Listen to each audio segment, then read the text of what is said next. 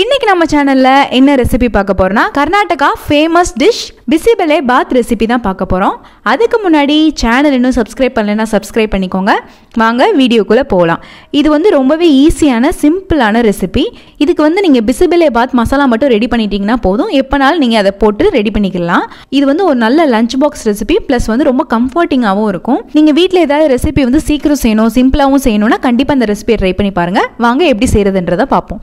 இந்த ரெசிபியை வந்து நீங்க ஒன் பார்ட்லேயே கூட வச்சு ரெடி பண்ணிக்கலாம். இது வந்து ஒரு ஒன் பார்ட் ரெசிபியும் கூட. அது இந்த ரெசிபிக்கு நீங்க சைட் டிஷ்ஷே வச்சு சாப்பிடணும்னு அவசியமே கிடையாது. நார்மலாவே இது சூப்பரா தான் இருக்கும். அப்படியே சாப்பிடலாம். அதுவும் இந்த ரெசிபிக்கு வந்து நீங்க வெஜிடபிள்ஸ் வந்து யூஸ் பண்றது உங்க சாய்ஸ் தான். வாங்க இந்த ரெசிபி எப்படி செய்யறதுன்றதை பார்ப்போம். ஃபர்ஸ்ட் உங்களுக்கு தேவையான அளவுக்கு அரிசி எடுத்து வச்சுக்கோங்க. நான் இங்க 1 கப் அரிசி வந்து எடுத்திருக்கேன். 1/2 கப் துவரம் பருப்பு எடுத்துக்கோங்க. இது ரெண்டையுமே சேர்த்து நல்லா அலசி எடுத்துக்கோங்க. நல்லா கம்ப்ளீட்டாக க்ளீன் பண்ணிவிட்டு வாஷ் பண்ணி எடுத்துக்கோங்க. அதுக்கப்புறம் ஒரு சின்ன லெமன் சைஸ் புளி எடுத்துக்கோங்க. அதை வந்து தண்ணியில் ஊற வச்சுருங்க. அதுக்கப்புறம் குக்கரில் நம்ம அலசி வச்சுருக்க அரிசியும் பருப்பும் ஆட் பண்ணிக்கோங்க. அதுக்கப்புறம் இங்கே 4 பீன்ஸ் நான் ஆட் பண்ணியிருக்கேன். 2 கேரட் ஆட் பண்ணியிருக்கேன். 1/2 கப் பட்டாணி ஆட் பண்ணியிருக்கேன். 2 டீஸ்பூன் ஆயில் ஆட் பண்ணிக்கோங்க. ஒரு பெரிய சைஸ் தக்காளி ஆட் பண்ணியிருக்கேன். இதெல்லாம் சேர்த்து தண்ணி ஊற்றிட்டு நல்லா வேக வச்சு எடுத்துக்கோங்க. நான் இங்கே வந்து 4 டம்ளர் தண்ணி ஆட் பண்ணியிருக்கேன். இதை நல்லா மூடி வச்சுட்டு 2 இல்லைன்னா 3 விசில் வச்சு எடுத்துக்கோங்க. அதுக்கப்புறம் ஒரு கடாயில் 1 டேபிள் ஸ்பூன் உளுந்து, 1 டேபிள் ஸ்பூன் மல்லி, 1 டேபிள் ஸ்பூன் கடலைப்பருப்பு, 1 டீஸ்பூன் சீரகம், 1 டீஸ்பூன் மிளகு, கொஞ்சமாக பட்டை, 2 லவங்கம், 1/2 டீஸ்பூன் வெந்தயம், 1/2 டீஸ்பூன் எள்ளு, வரமிளகா வந்து 3லேருந்து 10 ஆட் பண்ணிக்கோங்க. அதுக்கப்புறம் 2 டேபிள் ஸ்பூன் அளவுக்கு கொப்பரை தேங்காய் ஆட் பண்ணிக்கோங்க.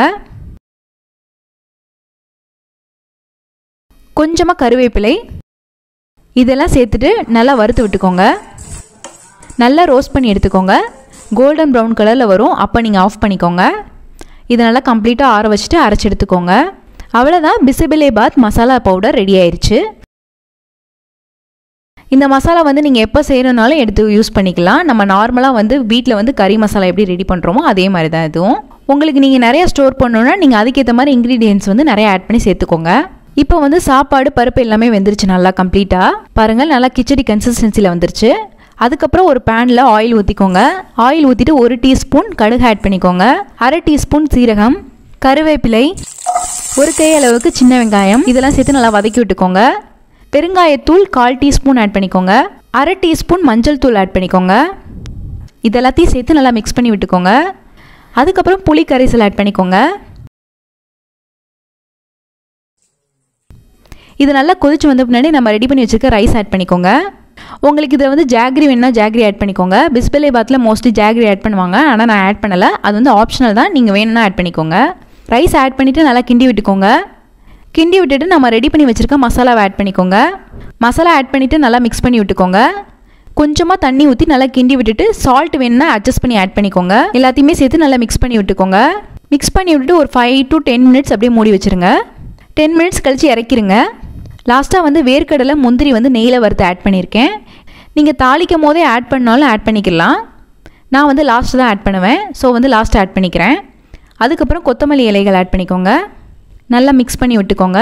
அவ்வளோதான், ரொம்பவே ஈஸியான சிம்பிளான பிசிபெலே பாத் ரெடி ஆயிடுச்சு. நீங்கள் வீட்டில் இருக்கும்போது ஏதாவது சிம்பிளாக ஏதாவது ரெசிபி செய்யணும்னா கண்டிப்பாக இந்த ரெசிபியை ட்ரை பண்ணி பாருங்கள். இந்த ரெசிபி பிடிச்சிருக்குன்னு நினைக்கிறேன். பிடிச்சிருந்தா லைக் பண்ணுங்கள், ஷேர் பண்ணுங்கள், கமெண்ட் பண்ணுங்கள். மறக்காமல் சேனலை சப்ஸ்கிரைப் பண்ணுங்கள்.